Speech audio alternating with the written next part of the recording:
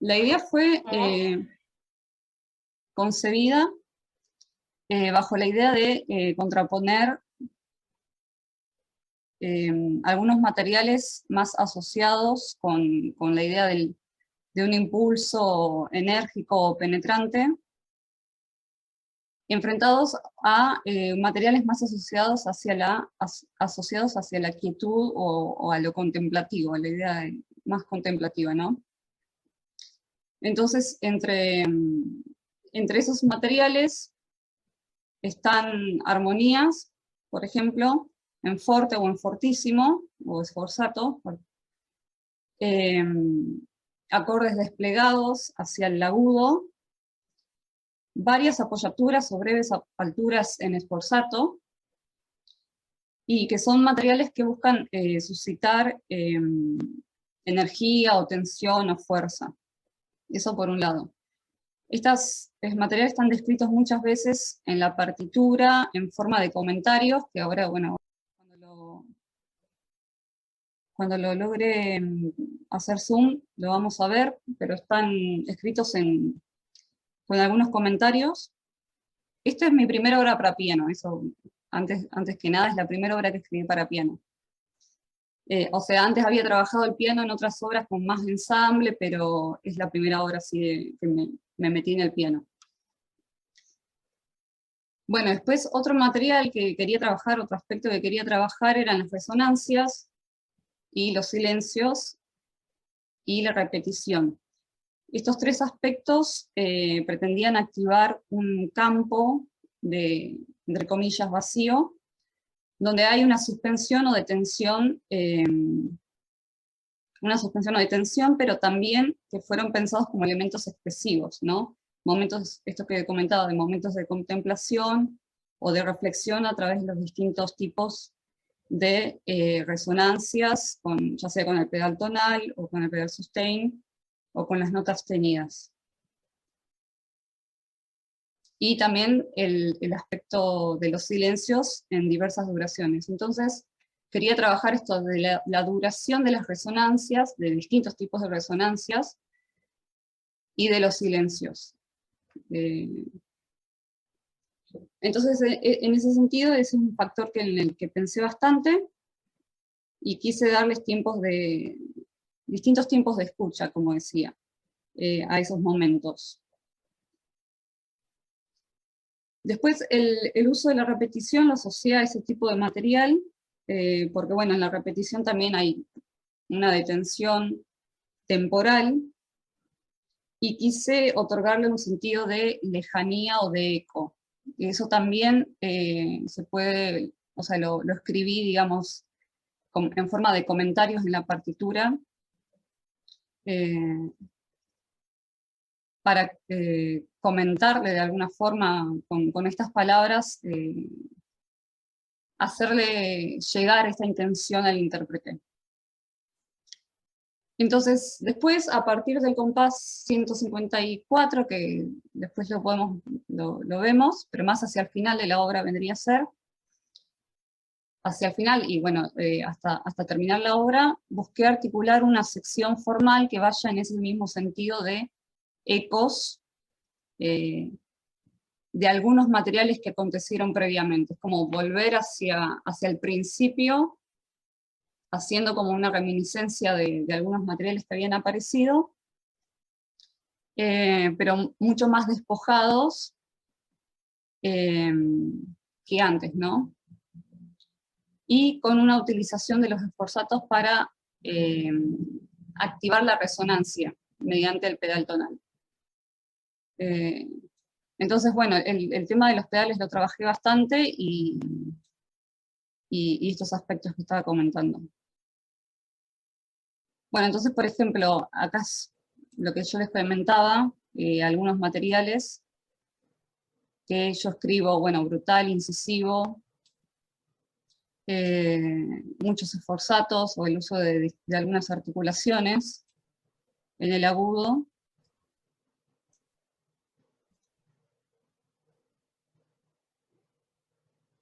Y después, por ejemplo, acá, en este momento, también lejano o eco como comentarios al intérprete. Bueno, y en estos momentos de repetición también está un poco la búsqueda de los cambios temporales. Perdón que estoy buscando acá.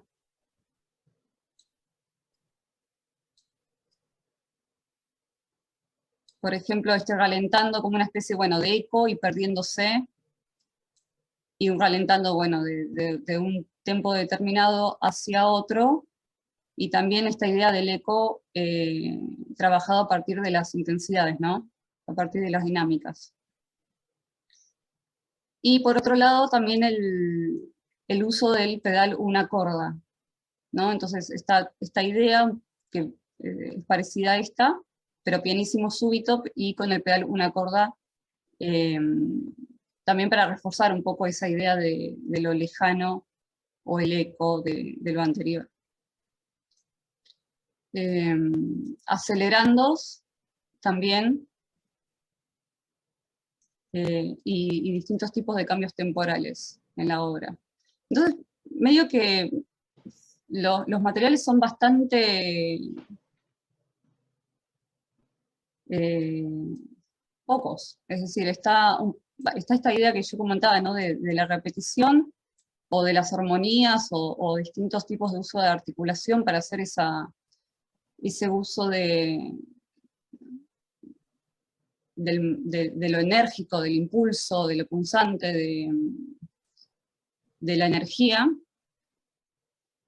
El uso de la repetición y el uso de los distintos tipos de resonancia.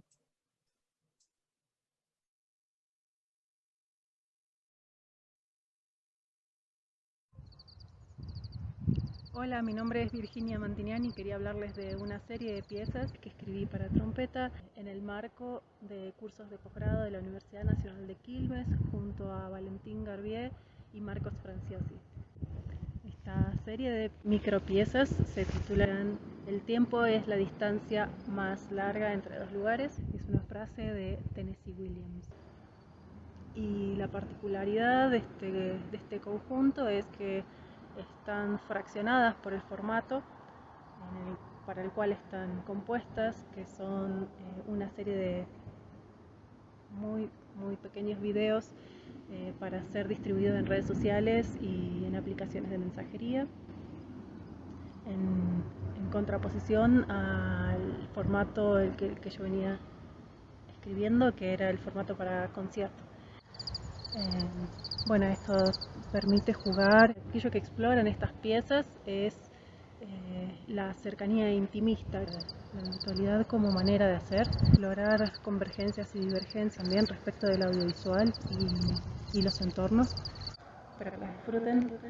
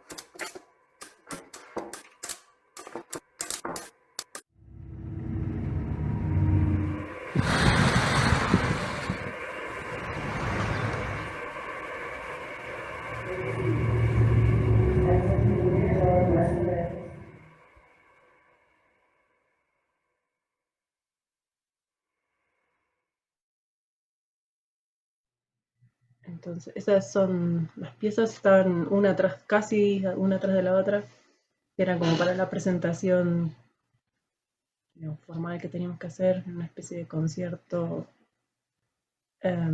virtual.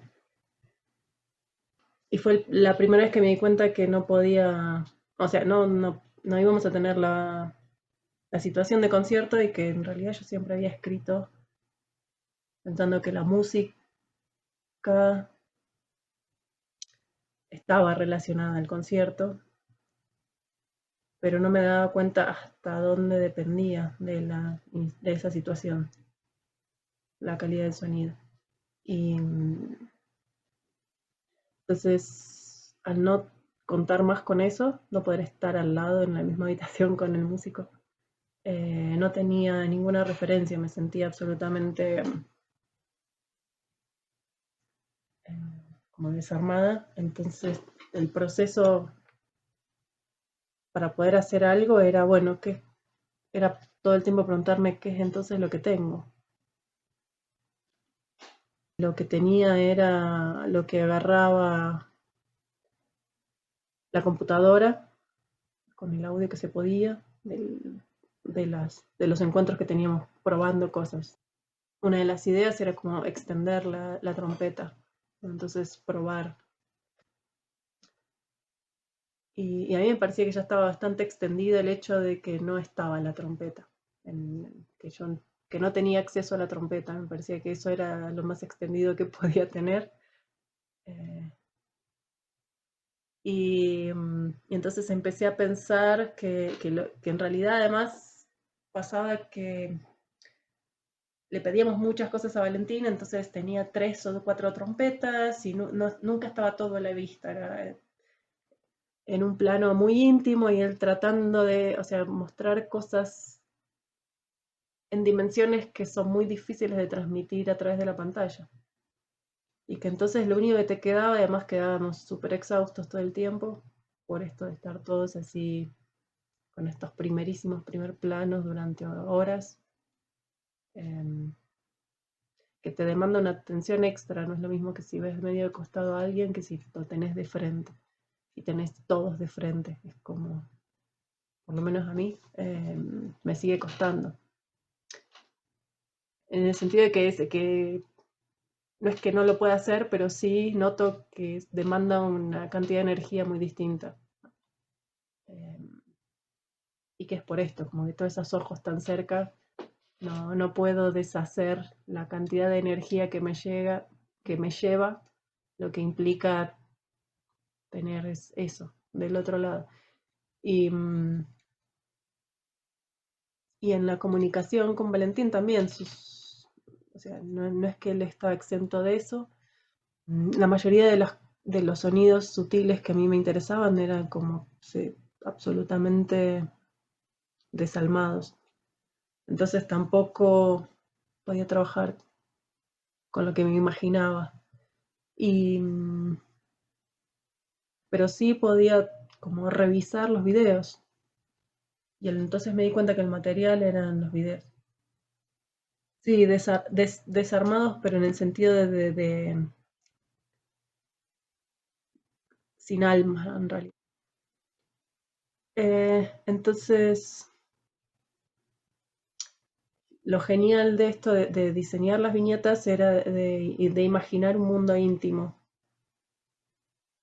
Y ya no era imaginar el mundo público del concierto. Eso fue un cambio en el proceso, en lo que eran los procesos que yo tenía antes de la pandemia. Y que en realidad la gente con la que sigo conectada no está en la ciudad donde vivo, los músicos, actualmente. Y, y bueno, empecé a pensar de esta otra forma, es como esta es la forma que tengo.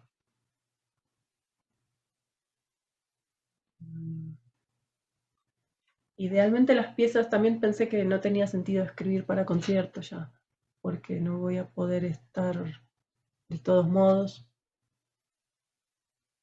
eh, por lo menos por ahora, qué sé yo. Como no conocer la sala, no conocer, o sea, experimentar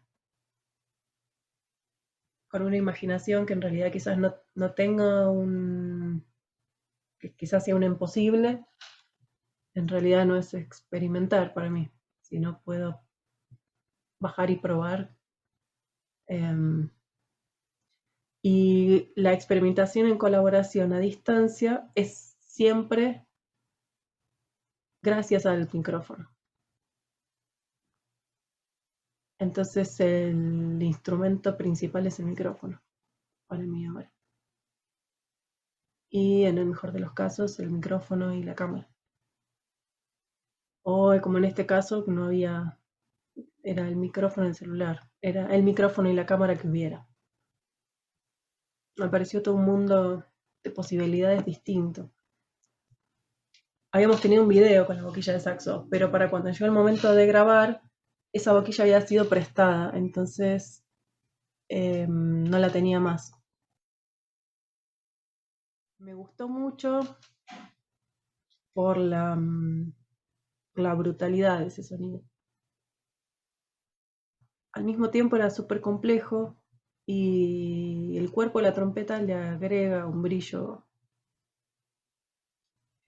espectacular que no tiene el fagot. Y me gustó mucho las asociaciones que me despertaba en cuanto a coherencia. Bueno, estamos usando un micrófono y el de baja calidad, entonces la compresión que lo hace tan metálico y este sonido ya tiene todas esas características. Y cuando lo quiera pasar, cuando el video lo quiera comprimir más para poder enviarlo por WhatsApp, va a perder todavía más. Pero a medida que pierda información, no va a perder nunca la característica digamos, por esa brutalidad que tiene en sí mismo. Entonces me pareció que era todavía mucho mejor la boquilla de fagot. Y ahí, digamos, durante ese proceso me empecé a dar cuenta de cómo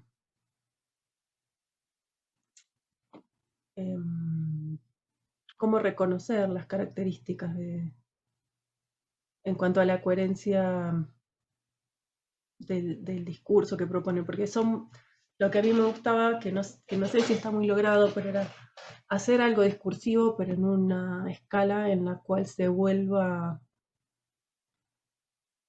difícil de comprender. Entonces,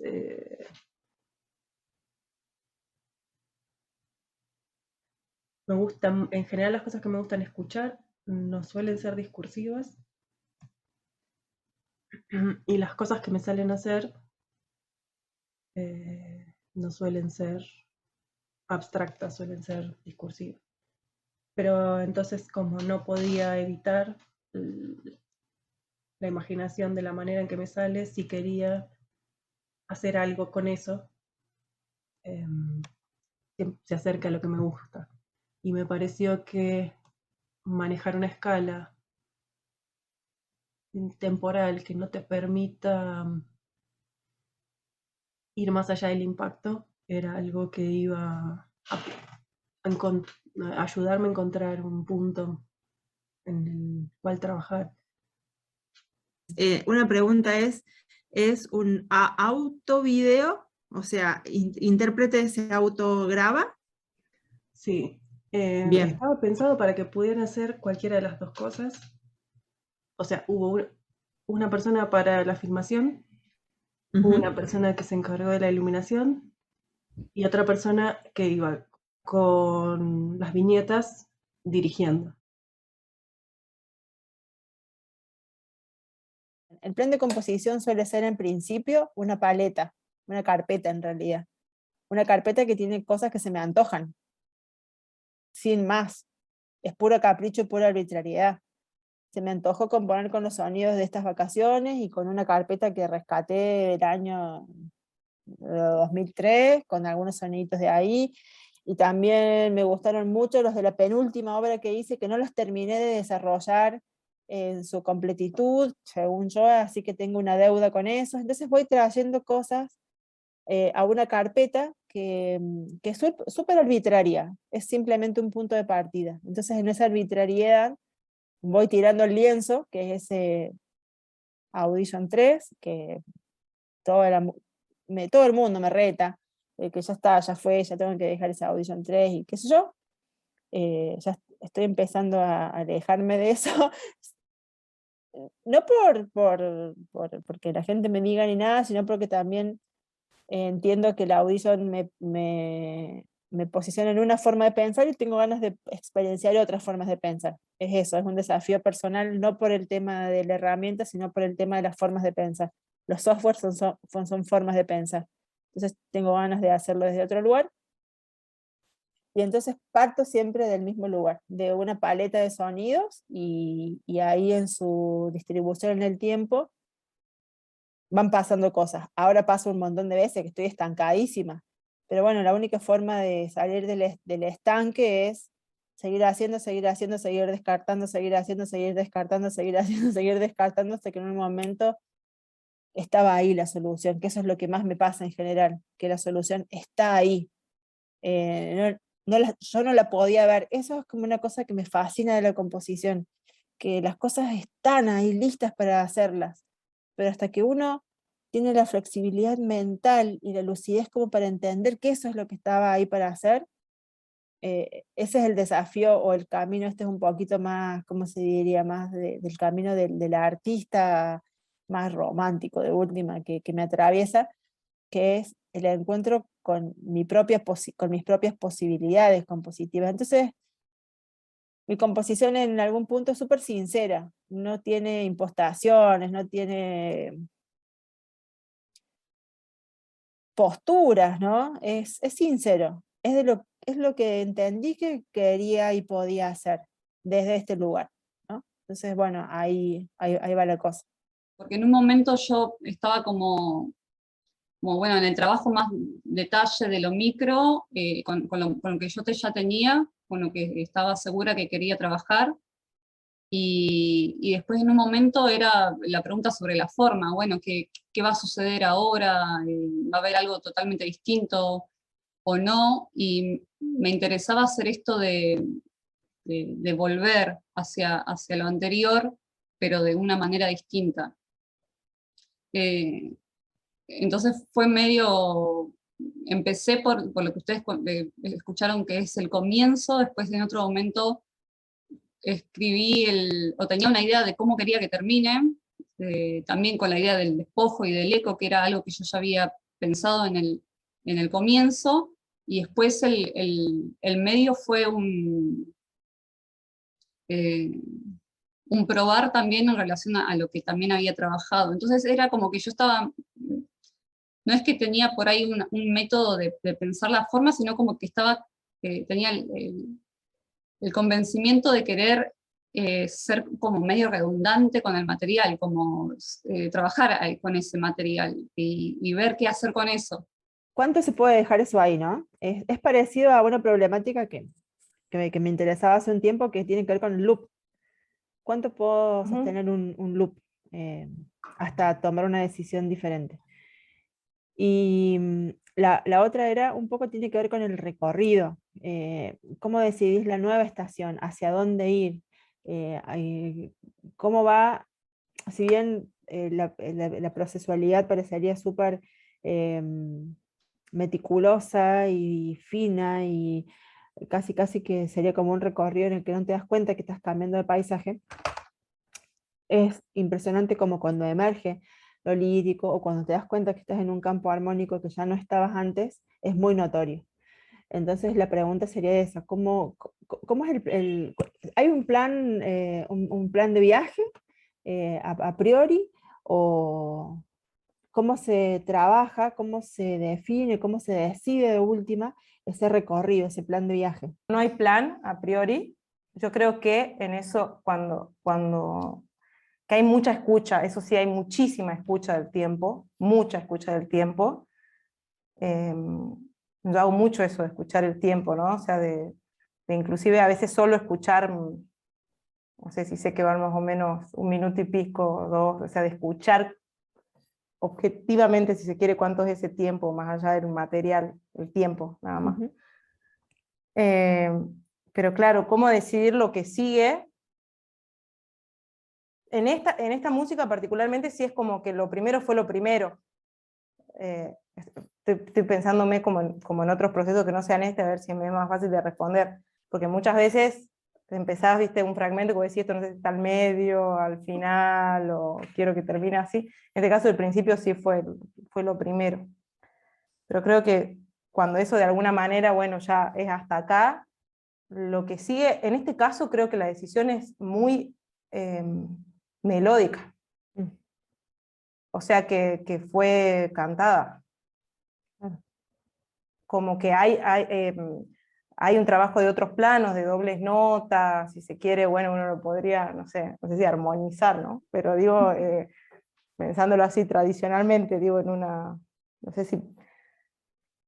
Pero cuando hay un cambio de campo armónico, tiene que ver con un canto, digamos, o sea, con algo que se puede cantar en el tiempo. O sea, yo podría simplificarlo a un plano y estarlo de alguna manera cantando arriba de un cronómetro o algo, a ver hasta dónde dura eso. Y ahora lo que sigue, bueno, también la elección de ese cambio es cantado, y también eso no solo a nivel de altura o armónico, sino tímbrico, ¿no? Porque hay muchos cambios de eso, o sea, como pensar que esa nueva estación, por ejemplo, cuando aparecen notas pisadas, muchas veces pasa eso que se lleva o sea, sí está la nota pisada, pero está llevado a un extremo, por ejemplo, un extremo ponticello, que lo llena de un montón de armónicos, que tampoco es, digo, el sonido, ¿no? Qué sé yo, si se quiere, que se espera de un violonchelo cantando en ese registro. Entonces sí hay como una imagen de esa nueva estación y de ese sonido, digamos, de esa nueva estación. Creo que es desde ahí, o sea que en este caso, ¿no? En este caso el material está muy elegido desde cantado, digamos, desde las alturas, como desde lo que iba imaginando que podía seguir melódicamente. El manejo del tiempo deviene mucho del material, porque ese equilibrio, más bien, o sea, yo creo que esas tensiones que vos decís, tensiones, distensiones, en realidad están en el equilibrio mismo, o sea, las tensiones, distensiones en la forma, ¿no? En el manejo de la forma, del tiempo y de la forma, en realidad yo creo que están mucho ya en el material, están mucho en la propuesta del material mismo. Entonces, un poco como que el material, yo creo que iba como tirando las pistas, ¿no? También de esto, digamos. O sea, si bien, como te digo, hay una idea de, claro, ¿qué sigue? Pues cuando pensás, por ejemplo, para decirlo en criollo, como diremos acá, que va esta nota o esta, ahí sí hay una elección, ¿no? Clara de que, bueno, estuve cantándolo y eligiendo una o la otra, digamos. ¿Por qué? Porque me gustó, no sé. Pero el tiempo creo que tiene que ver mucho con el material, muchísimo. Esa tensión, ese equilibrio mismo está en poder sostener esos armónicos naturales que no son los más fáciles de encontrar encima, y eso yo no lo pensé, eso lo voy a decir, porque no lo pensé tampoco a priori. Fue algo que empecé a buscar las alturas y me gustaban, o sea, iba viendo los cuadros de armónico y probando las alturas, a ver en qué octava estaban y qué sé yo, y armando como esa idea armónica y los pedales, pero después resultó ser que, si se fijan en la primera parte, son armónicos que tienen que ver con bemoles, o sea, en el cello, ¿no? Algo muy, también muy, si se quiere, como un chiste idiomático al instrumento, porque, o sea, no es lo que sale más fácil, digamos, o sea, no van a hacer lo que sale más fácil. Entonces yo creo que ahí ya hay un equilibrio mismo, o sea, en el material. Yo había pensado en la fragilidad como en esa sonoridad, pero eso salió de casualidad, digamos. O sea, digo, no es que pensé, ay, voy a usar los bemoles, porque son, no, eso, y después me di cuenta, cuando empezamos a probar, claro, o sea, esos armónicos no salen así nomás, entonces ya estábamos ahí en el baile, ¿no? O sea, está esto de la fragilidad que se había duplicado por este tema de los bemoles, o sea, de los armónicos, eso, de las relaciones esas de armónicos. Y entonces un poco que también yo creo que el manejo del tiempo tiene que ver con eso, digamos, o sea, en qué partes, hasta dónde dura eso, y si lo seguimos manteniendo, porque después ya con una conciencia, cuando íbamos, digamos, creándolo, ya había una conciencia de que eso requería un equilibrio en la ejecución, fue sostenido hasta el final, digamos. Mi recepción tuvo como una suerte de sensación más caleidoscópica en relación a la combinatoria de esos materiales. A pesar de lo dramático que pueda ser algunos de los materiales que vos que vos llamaste dramáticos en el sentido del movimiento y del accionar, no terminan de producir en algún punto un desprendimiento o un salirse del devenir, tal vez como el que dice Diana, ¿no? Esta cosa media inmersiva. No terminan de sacar, más bien parece como que ese sol en el registro medio es una suerte de centro o de tractor, ¿no? Algo que tracciona hacia ese lugar y se van escapando cosas, como un caleidoscopio que tiene elementos que son siempre más o menos parecidos o los mismos, y en su combinatoria se van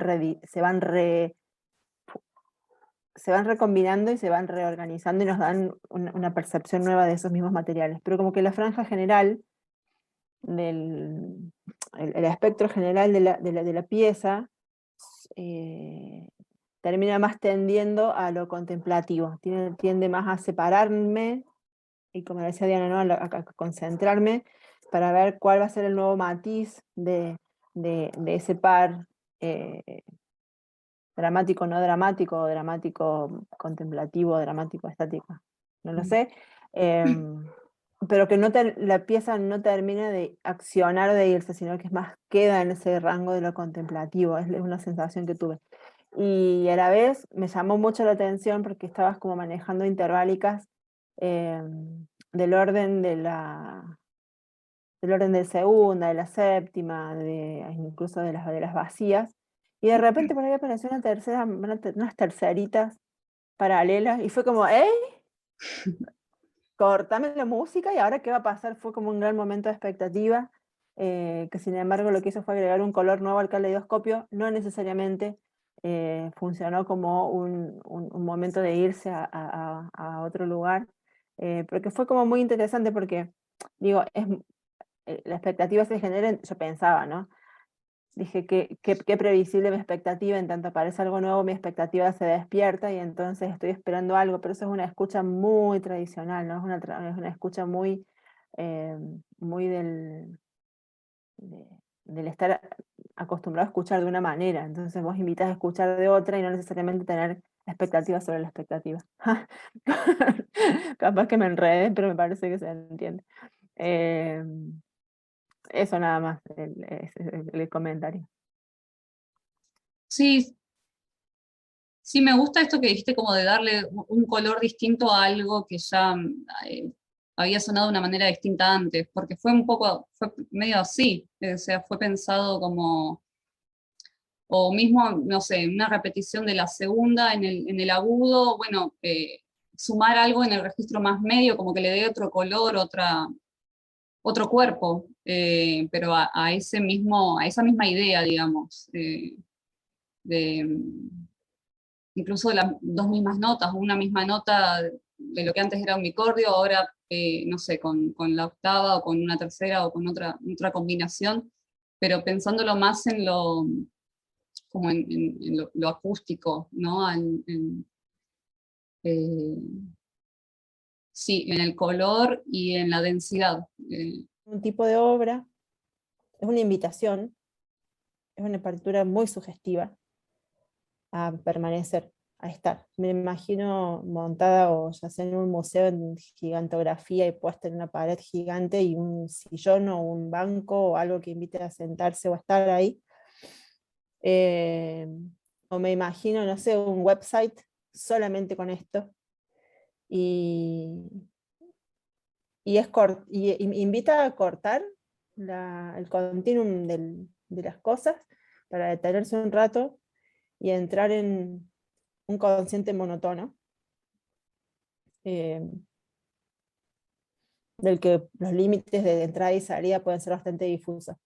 Pero me parece como muy sugestiva en ese sentido, como que no puedo evitar verla y empezar a hacer sonar en mi cabeza, y ahí es donde tal vez el sonido no deba ser exterior, sino que debe ser, por el contrario, súper interior.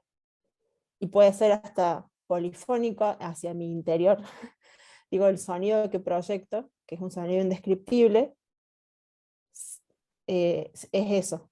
O sea, puedo hacer una interpretación propia, interna y personal de la pieza, y tal vez no necesite en ese caso una versión acústica, física acústica, ¿no? Sino que puede ser una invitación para invertir un poco el sentido el sentido de la dirección del sonido, ¿no? De la fuente hacia afuera. Me parece que puede ser puede cambiar la dirección, y en ese sentido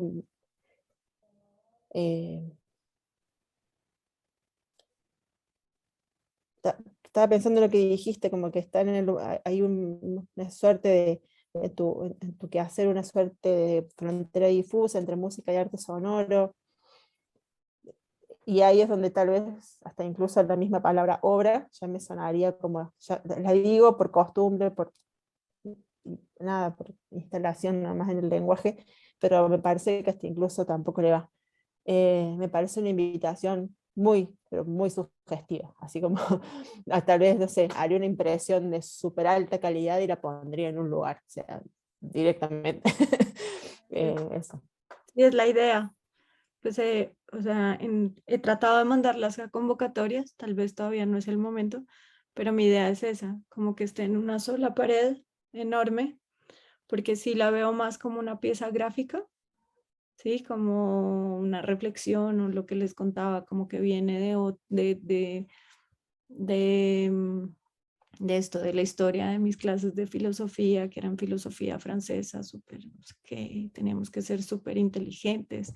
Y al final la historia del chico que había escrito monótono durante 4 horas me parecía magnífica. Y que justamente eso me llevaba a la reflexión sonora de cómo traducirlo a mi lenguaje, ¿no? Y que terminó siendo esta pieza así. Y que sí creo que el valor es un poco más estético y reflexivo que lo que podría llegar a ser como pieza sonora.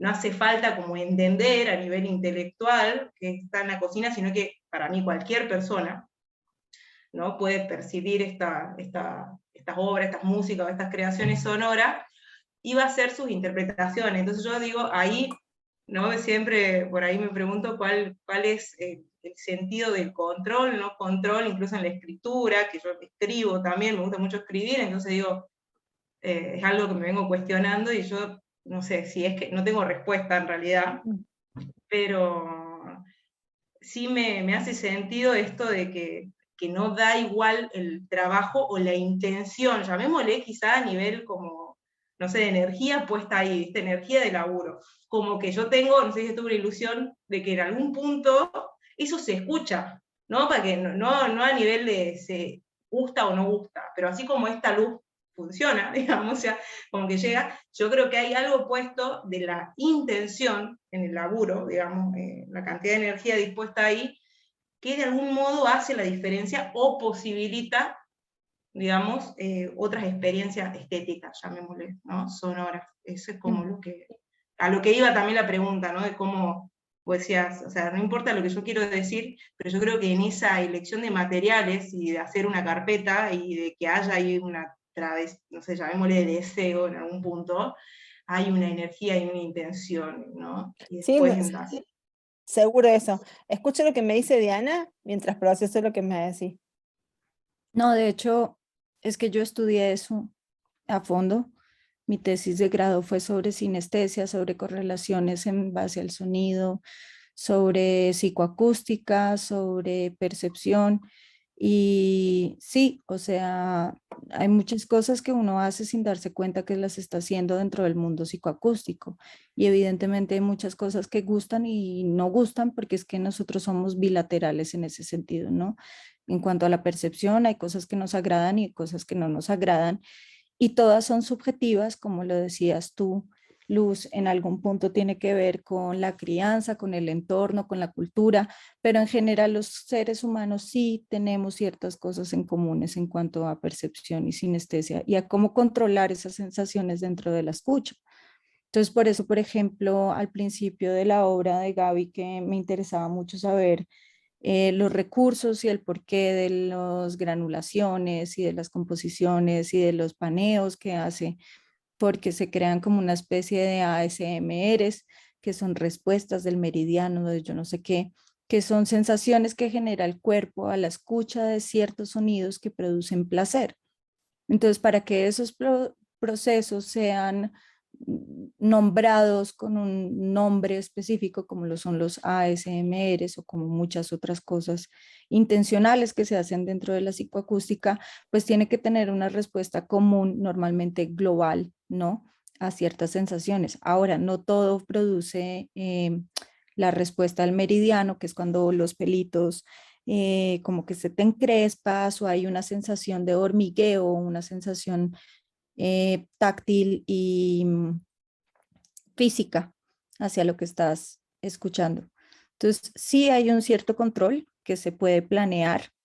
Los músicos sí podemos, y sobre todo los que estamos muy vinculados con procesos psicoacústicos y digitales y dentro de sí, como de entender la psicología del sonido y de las percepciones del sonido, sí hay muchas cosas que se pueden controlar, ¿no? Entonces, hay ciencia, hay un montón de investigaciones y de recorrido científico sobre lo que hacen ciertos sonidos en el cuerpo. Ahora, yo también pienso que hay muchas cosas que como músicos o como sensibles a lo sonoro se generan por lo que ha dicho Gaby varias veces, que es como el uso repetitivo a lo largo de no solo la educación, sino de la práctica sobre todo, ¿no?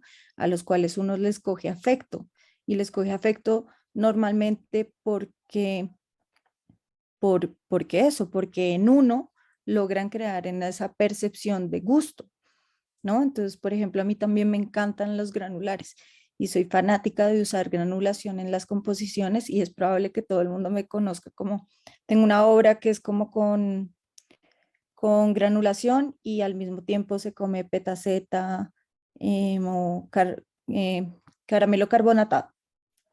Eso crea una sinestesia inducida, ¿sí? Entonces la idea de esa obra es que la gente sienta un poco lo que tienen algunas personas sinestésicas, que es una respuesta física a los sonidos. Y con esto iba a que, si bien uno puede hacer si quiere, ¿no?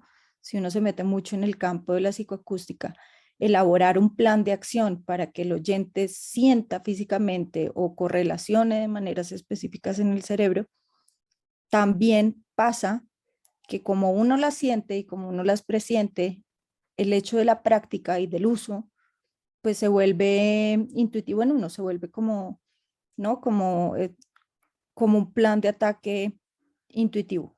Una pregunta de la clase de composición: ¿cuál es la intención? ¿Qué es lo que hay qué es lo que querés? ¿No? Entonces, en ese sentido, yo en algún punto abandoné esa pregunta. Me dejó de interesar lo que quería hacer, porque lo que quería hacer no era más que una construcción de palabras, no era más que una configuración de palabras que construían o le daban fachada a un deseo que probablemente ni siquiera era real. Entonces, en relación a eso, lo que terminé entendiendo era que la pieza, una vez estrenada, empieza a cobrar sentidos más allá de mis intenciones. más allá de un montón de cosas, que las lecturas, los intercambios, o sea, el reponerlas y demás, le dan como una luz nueva, eso por un lado, ¿no? E incluso me ha pasado hacer alguna música electroacústica, por electroacústica sola, y después ver la misma pieza bailada por una bailarina de danza contemporánea, y cómo se transforma todo en esa operación, ¿no? Siendo la misma pieza, y que yo la compuse con cero intención de que sea bailada por alguien, ¿no? Entonces, por eso digo que en algún punto abandoné el asunto del qué quiero, porque, y esto sí es una confesión, ¿cómo se dice? Suponte que avergonzante. No sé si estoy lista para hacer lo que quiero, porque el límite de la técnica es muy fuerte. Es muy fuerte el límite de la técnica. La técnica es como una suerte de espejo cruel que te enfrenta con tus propias limitaciones y que tal vez la idea, el impulso, la intención de hacer una cosa u otra encuentre el límite con la posibilidad técnica de hacerla. Es como si quisieras escribir una palabra y no supieras cómo hacerlo, o cómo agarrar el lápiz, o cómo combinar las palabras. Entonces, en algún punto el deseo se cancela con el estado propio de la técnica, y que el estado propio de la técnica de última termina siendo ese espacio de desafío. En ese sentido, es que yo entiendo que no soy ningún genio, ni mucho menos, y me tengo que esforzar mucho para componer, sin contar que el esfuerzo no tiene que ser necesariamente una cuestión de ganas, de deseo, de voluntad y de ¿cómo se dice? De trabajo, ¿no? De constancia, de rigurosidad personal, sino que también muchas veces está condicionado por la posibilidad de producción, ¿no? Tengo esta máquina, tengo esta compu, tengo este instrumento, tengo este programa, no puedo comprar aquel otro programa, no puedo sonar así. Entonces la técnica se termina condicionando un montón de veces. O sea, el deseo en realidad queda absolutamente desplazado por el estado de la técnica propia. Y en ese sentido, la contracara de eso, o al menos para mí, me sirve soltar el que quiero para que lo que yo pueda hacer y compartir desde la sinceridad, por ahí yo digo vergüenza, pero por ahí digo también, esto es lo que puedo hacer y lo que puedo compartir y lo que tengo ganas de compartir con la gente, con ustedes, con quien sea que tenga ganas de escucharme, es esto. Compartámoslo y a ver qué sale de esto, ¿no? Y obvio que cada quien va a generar su propio sentido. De la misma manera de que hay mucha gente que escucha sin obligación de sentidos. Escucha y deja que la música atraviese su humanidad, y eso hace su experiencia estética, que también me parece absolutamente válido. Pero yo todavía tengo el deseo de los sentidos. Todavía tengo el deseo de los sentidos. Pero bueno, también hay otra gran cantidad de población que el sentido no es importante. Claro De que ninguna como manera. comentario, igual uno puede tener todas las intenciones del mundo y estudiar lo que sea y medir las cosas para que sean psicoacústicas. Al final depende de la percepción de los demás, que no es controlable, ¿no? Y que dentro de este mundo psicoacústico al final es un poco frustrante porque nadie tiene las mismas conexiones y correlaciones y formas de sentir, ¿no? Entonces es muy difícil llegar a, que creo que también me pasa y comparto mucho lo que has expuesto y lo que has dicho, Gaby, y es que por más de que uno intente y se focalice en lo que quiere, las limitaciones del entorno, de uno, de lo que sea, hacen que al final es un proceso que uno va tejiendo y el resto sabrá cómo digerirlo, ¿no? Sí. Y por último, volver al principio de esta exposición, que me parece que es como, de última, lo que traigo a la conversa, que es hace 20 años cuando cuando empecé a hacer esto, que era la enamorada de los sonidos y que para mí el mundo de los sonidos era infinito, incalculable, que era interminable y que era el camino, o sea, por fin había encontrado el camino que quería transitar, porque digo, había estudiado mucho piano, había estudiado en el concert, había estudiado en la misma facultad y había compuesto un montón, 125.000 cuarteto de cuerdas, no encontraba el lugar en el que yo quería estar, pero con el grabador, el micrófono y la computadora había encontrado el lugar donde me sentía absolutamente plena y aparte no había horizonte. 20 años después, los horizontes, los caminos, las puertas, los portones, los mapas están absolutamente claros y trazados. Entonces el cambio cultural, no sé si el cambio técnico, pero sí el cambio cultural en el que se desenvuelve este tipo de expresión, ya ha puesto la escucha en otro lugar. Entonces, yo asumo eso y entiendo que el primer sonido es un sonido de lo común, entiendo que el sonido de la voz de mi hija es esto, entiendo que el sonido del río es aquello, que el generador es esto otro, que la repetición tal cosa y que la granulación tal otra. Entonces, no hay nada nuevo ahí en ese lugar. Como yo lo escuchaba antes, decía, este sonido no lo escuché nunca en ninguna obra, que eso se sentía yo cuando componía cuando era chica, que siempre tenía un sonido inventado. Otro día les hablo de los sonidos que sí me parecen nuevos, pero que no vienen al caso. Y entonces sí, esta pieza en realidad se está haciendo cargo para mí de ese luto, del luto de entender que ya pasó un tiempo cultural en el que las cosas ya no son iguales porque ya han transcurrido su tiempo histórico y cultural. Es eso, básicamente esta pieza. No es un luto negativo de última o un luto triste, sino que es el asumir el estado de situación del momento en el que compongo eso.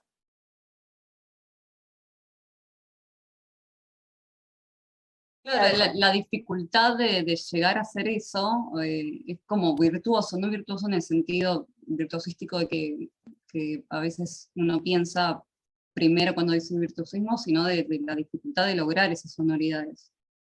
Sí, Y sí. no sé, se siente como por momentos esa tensión Sí, se siente. en Sí, el sí, sí. intérprete. Sí, a mí me pareció muy, muy precioso eso, digamos, o sea, de que después Bruno me compartía que medio que tenía que antes, viste, así como respirar, o sea, como una disposición para poder estar manteniendo ese equilibrio.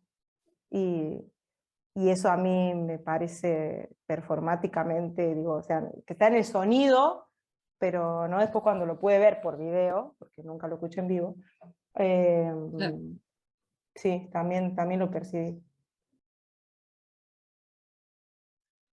Bueno, el título de la obra es On My Back, que lo saqué de un dibujo, una obra de acuarela en realidad es, que se llamaba A Million Ants on My Back, 1.000.000 de hormigas en mi espalda.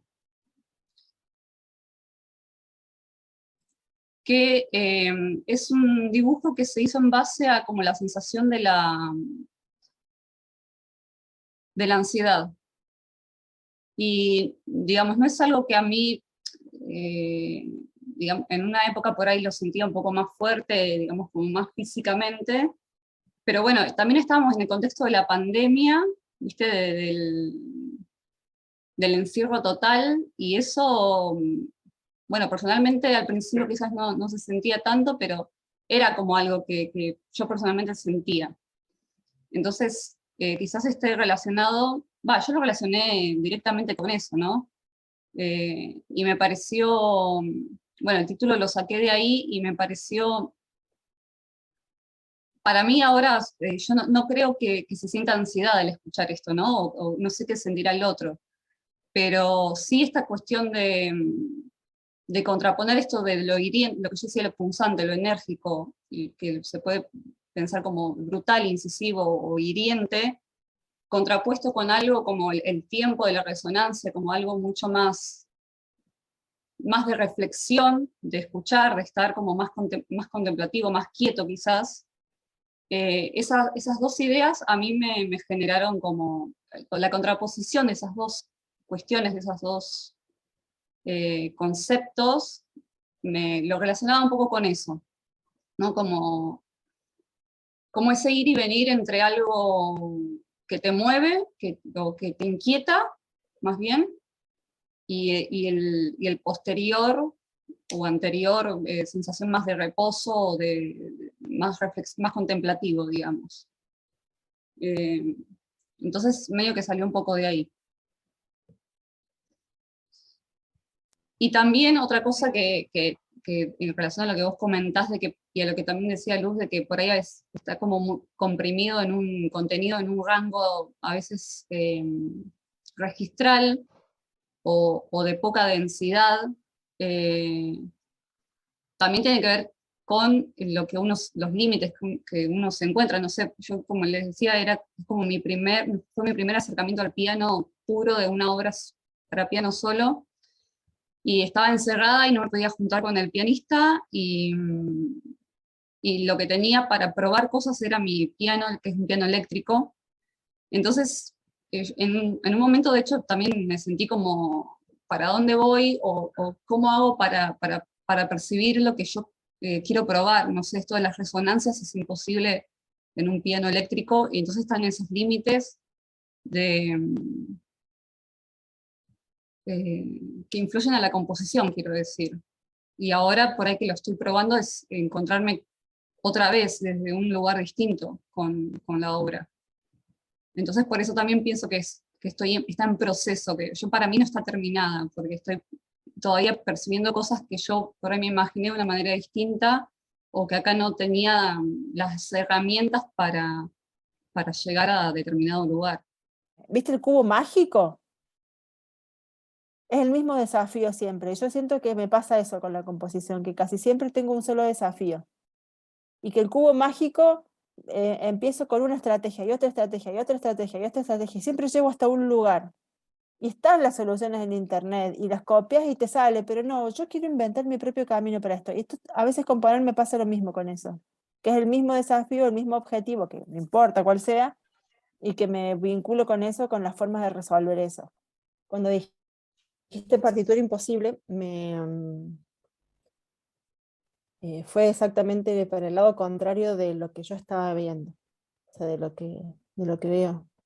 Voy por el contrario de lo imposible, me parece como una de las partituras tal vez más accesibles que podría yo encontrar para hacer con gente que le interesara hacer música y ni siquiera estuviese preparada, vamos a decir, técnicamente para hacer música. Eso por un lado. Estaba pensando en experiencias de Sí. formación con gente con muy poquita experiencia tal vez de lectura, y esto me parecía justamente una de las partituras más posibles de hacer, y para colmo divertirse encima de eso como un valor agregado. Cómo mediante la música renovar metáforas, ¿no? Creo que es Nietzsche que usa esa palabra del lenguaje como metáforas gastadas, o sea, como que hubo en un principio donde, claro, hay una relación directa entre, por ejemplo, una sensación y nombrar a este objeto de una manera, ¿no? Hay una relación creativa ahí directa que ese sentido es en ese momento lleno de, o sea, ese sonido relacionado con la forma tiene un sentido, sería sinestésico, no lo dice así, ¿no? Pero digo, ahora con lo que vos decís lo relacionaba, y bueno, este tipo de experiencia que es sonora, digamos, como un medio para renovar esas metáforas. Y lo que me encanta es que jugando además, ¿no? Porque son instrucciones, vos, de hecho en alguna parte pones una, me parece más arriba, que dice si hay más participantes, una cosa así. Si más personas juegan, leer varios resultados al tiempo. O sea que en la experiencia, digamos, también está esto de que es un juego, ¿no? Me pareció que está buenísimo. No, o sea, si bien creo que siempre hay una experiencia, no sé, perceptiva, estética, personalmente nunca me la planteé directamente como un juego. ¿Y en qué momento le mostraste lo que tenías hecho al chelista? O sea, ¿escribiste, tenías algo avanzado en la obra o le mostraste los materiales y ahí fuiste armando? Yo creo que empezamos a trabajar juntos, ¿no?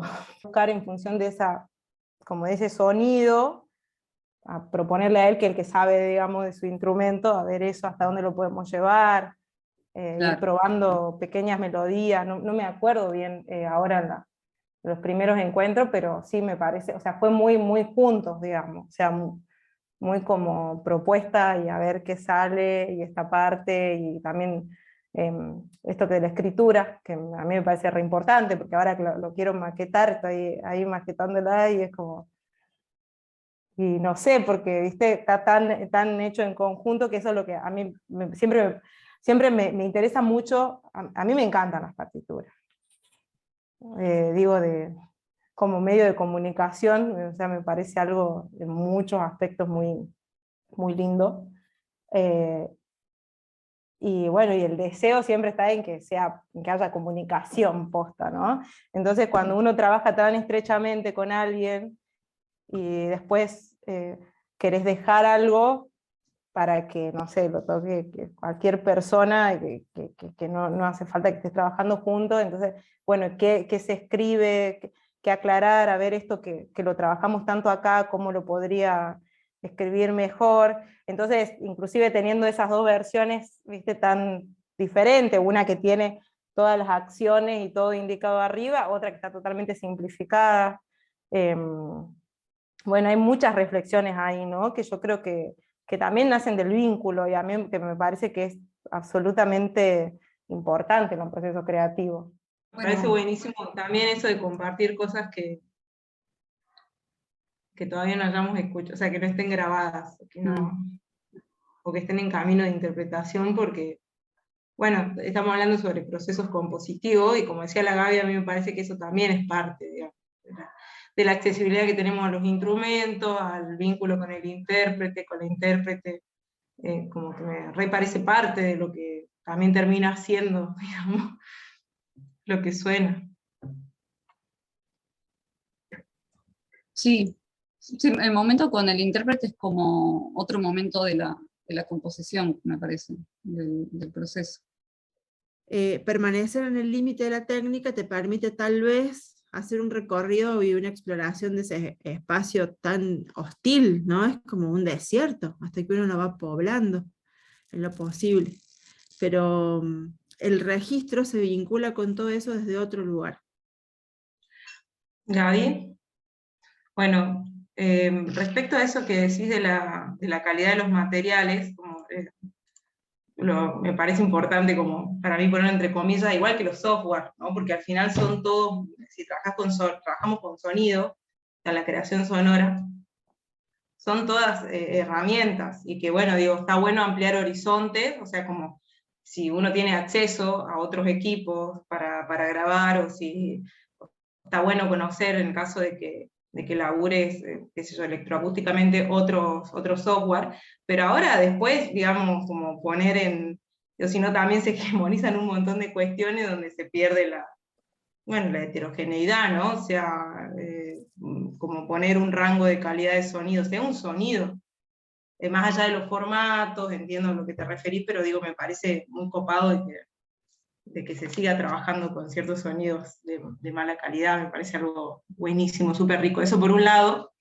Y por otro lado vos dijiste algo que recién me parece fuerte, y se me vino una pregunta, porque vos hablas de los sentidos y decís que no importa lo que vos querés.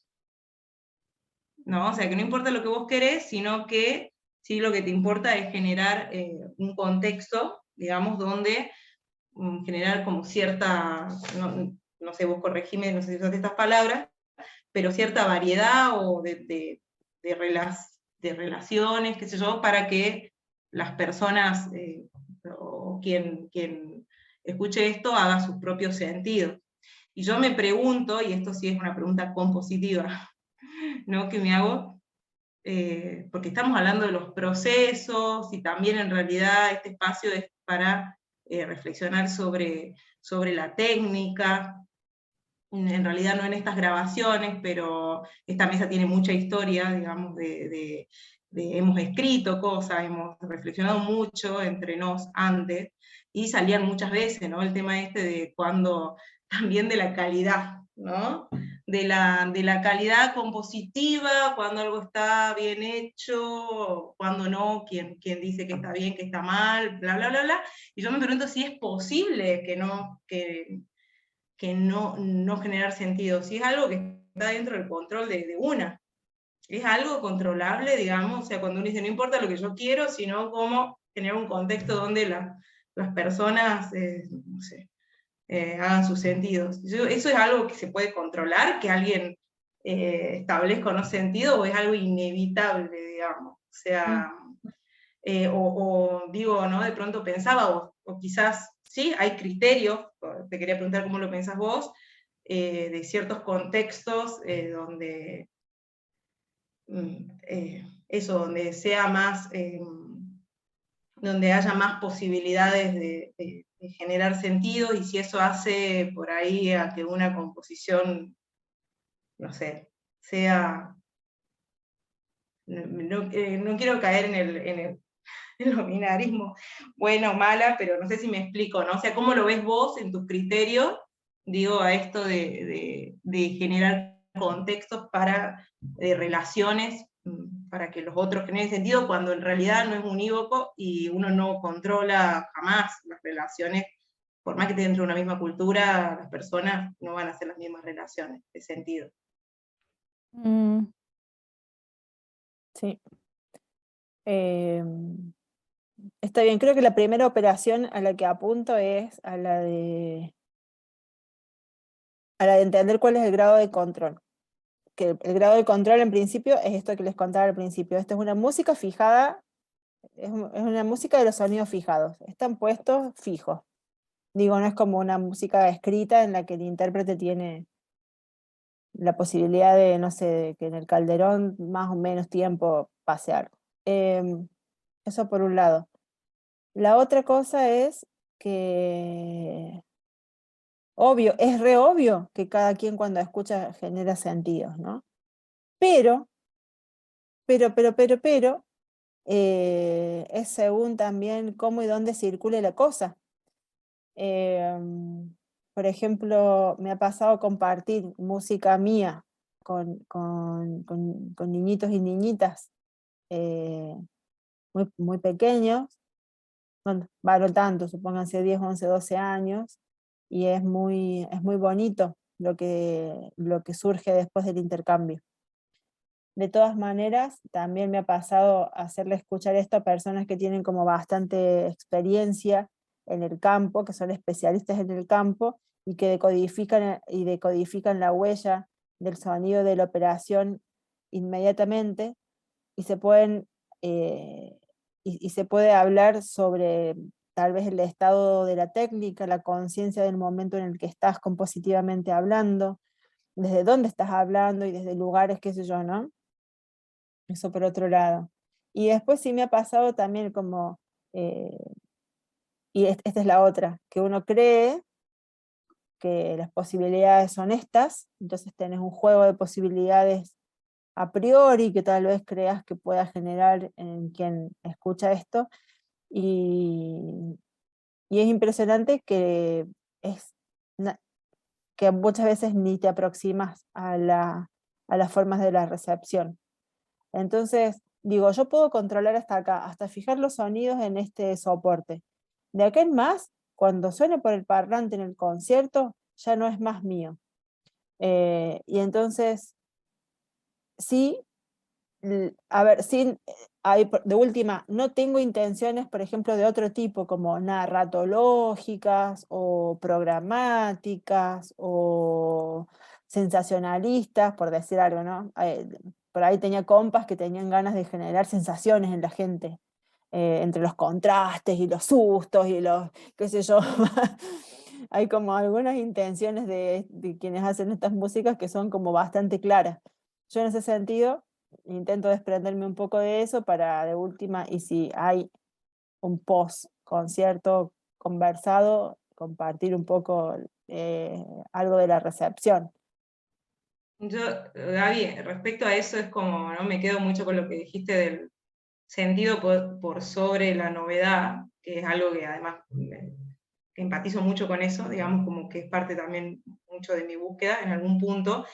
Lo que pasa es que pensaba con todo esto de que el sentido que muchas veces no se expresa de una forma racional, lógica y ni siquiera verbalizable.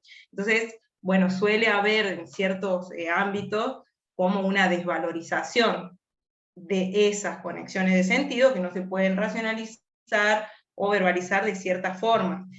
Y a mí me conecta con algo que también es para hablar, sobre todo en una mesa de procesos compositivos, de técnica, que yo creo que en realidad es hacernos cargo de que hay una pericia o un saber que se va desarrollando en el hacer, que creo que tiene que ver mucho incluso con el jugar, digamos, con estos horizontes de la técnica que vos decías, porque para mí como el ordenamiento, si tuviera que ponerlo así como en orden, está el deseo, después ahí en ese deseo te conecta con una necesidad técnica, porque puede que tengas ahí la técnica para hacerlo o no, y te va abriendo horizontes técnicos, porque es como que tenés que aprender cosas que ya alguien te las puede enseñar, o si no hay que inventar. Ahí es cuando te abre el horizonte técnico. Por ahí no se imaginaba que en el mundo, ¿no? Con los software o los aparatos es otra cuestión, pero siempre está eso, aparte primero hay una necesidad y después viene la técnica, para mí, y en eso creo que es también como reconocer que hay esa pericia saber que es más intuitivo, que también está muy desvalorizado en ciertos ámbitos, es algo real de nuestros discursos o producciones, y que siempre está muy vigente.